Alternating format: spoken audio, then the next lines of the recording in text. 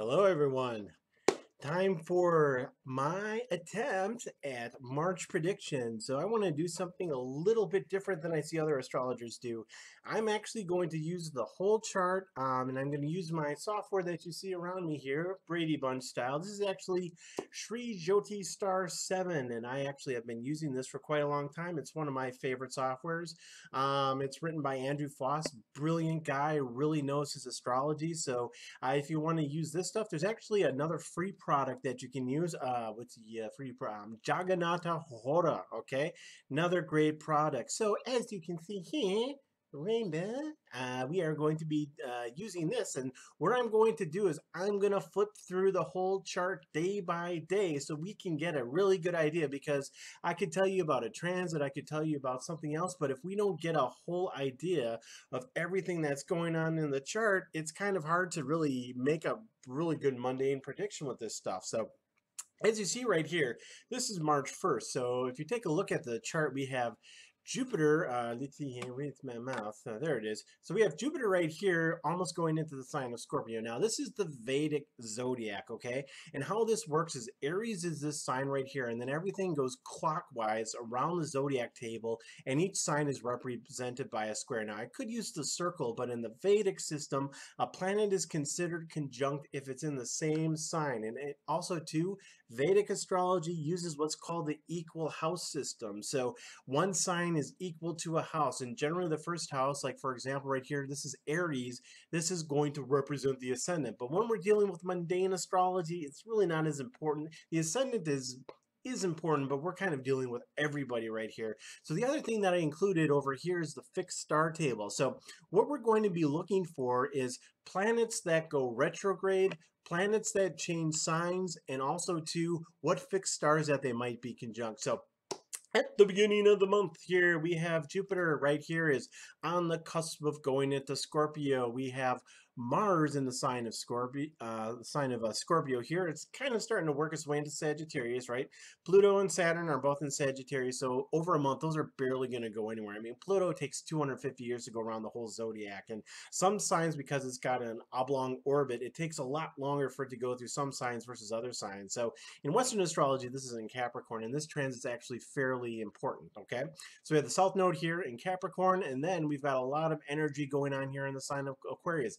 Venus, Mercury, Neptune, and the Sun. Now, Neptune is relatively same per sign. Now, the Sun, I'm sorry, but Neptune takes about, geez, it takes a long time to go through a sign. I think it's like 180 years to go around the zodiac. I don't know what that tabulates per sign.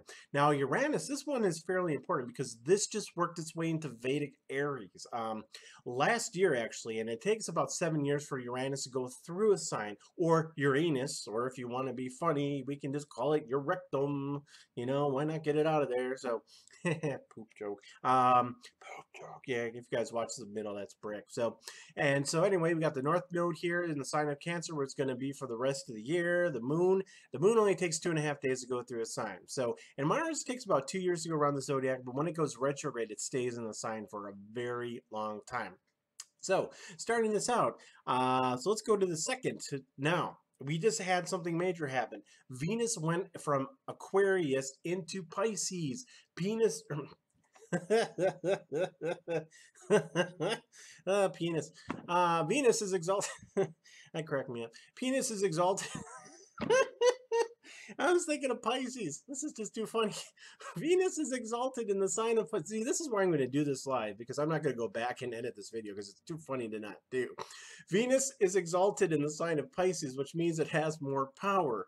Maybe Penis has more power in the sign of Pisces, and that's a lot of P's for Pisces. But anyway, this is actually a very good placement for Venus. So if you have Venus natally exalted in the sign of Pisces, it really, there's a lot of beauty, emotion, artwork. Like an exalted Venus usually makes like people that are very good at yeah, if I said exalted penis, I wonder what that would be like.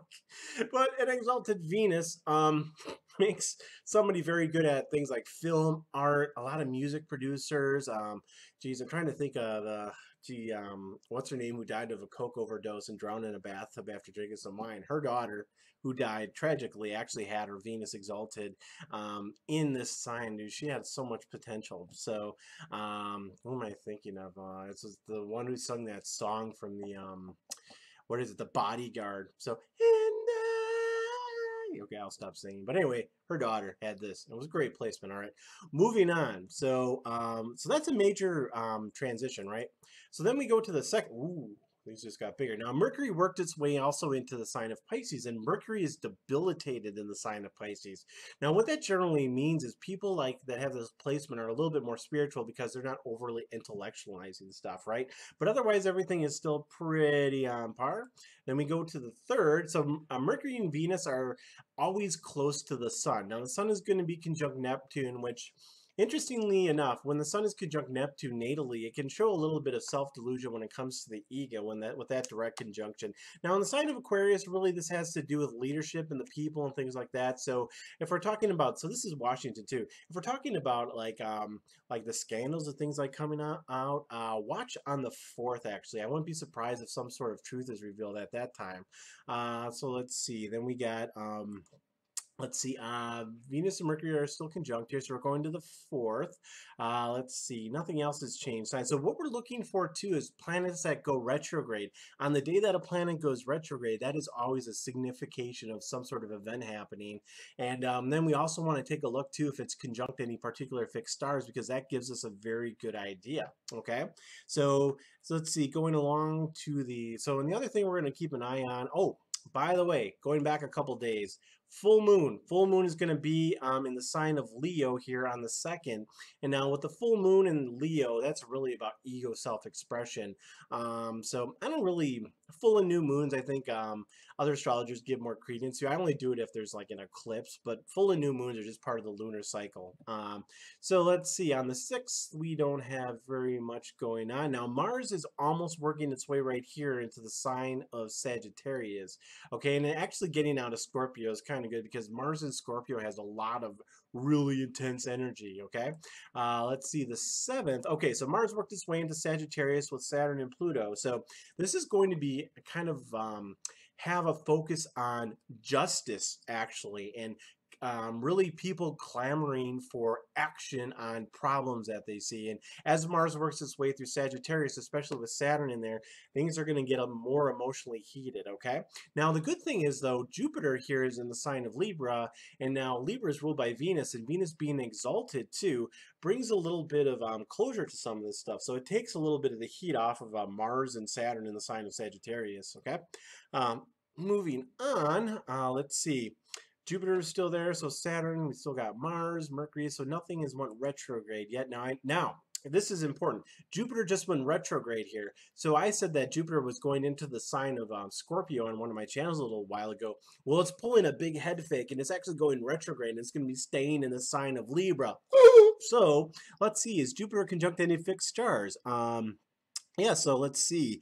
Let's see, Uruk and Algeria. I'm not actually familiar with those, but let's see, can be dangerous and destructive, may cause chronic diseases or accidents. Okay, so if you actually have this fixed star, or actually if you're traveling on this day, Jupiter stationary is actually pretty good. So usually what you want to look for in fixed stars is if they're conjunct a natural malefic planet. So in this case, Jupiter is a naturally benefic planet, so this isn't really going to be a dangerous conjunction or a dangerous stationary of Jupiter because it's also too deposited by Venus, and Venus is in its sign of exaltation.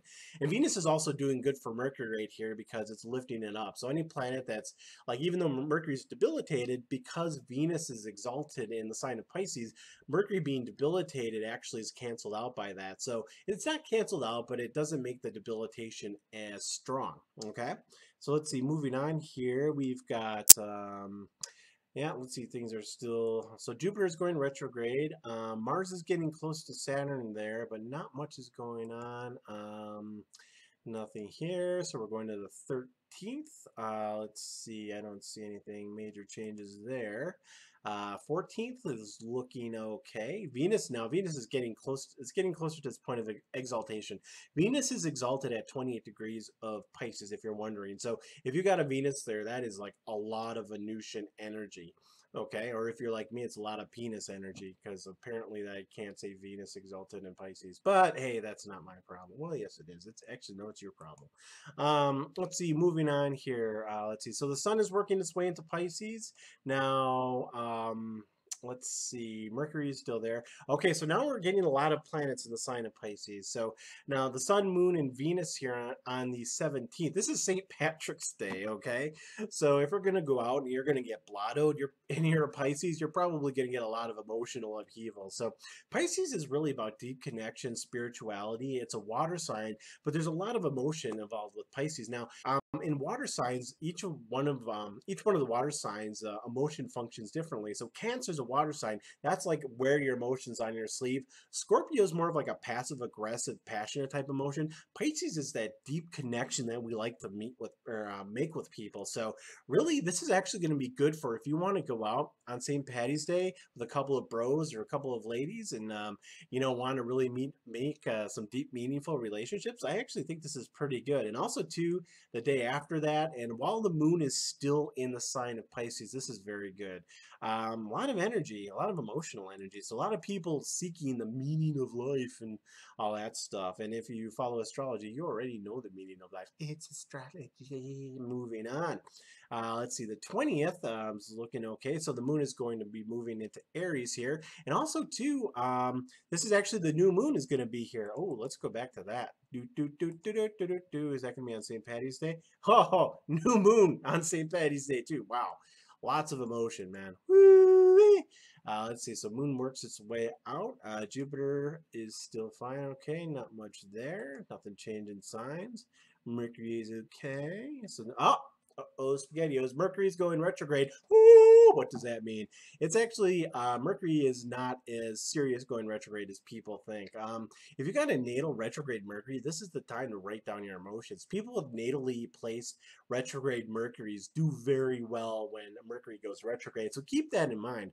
Other than that, really, retrograde really Mercury affects travel. They say technology. I've been in IT for a long time and I really haven't seen a retrograde Mercury affect technology so much, so I'm a little bit dubious about that. But it can also affect communication because Mercury is a karaka of communication.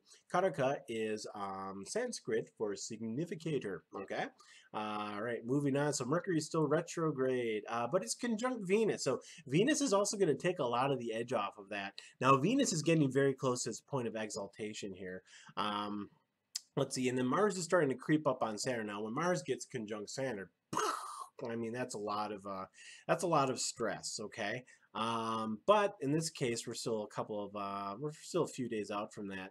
So Mercury is still retrograde here on the 25th, and then on the 26th, Venus works its way out of Pisces and it goes into Aries right here. Still, now this is going to be a post Jupiter, so a lot of that energy that it was building up. So I think Jupiter too being a, did you see that there? It's like, hey, it's Jesus now. Hey, look at all my cool stuff on my screen. Now, anyway, 26. So Venus is actually, once it's out of its point of exaltation, once it works its way into the sign of Aries, it is really kind of loses some of its power because Venus doesn't do too well in Aries. It's really not that great of a position for it, okay?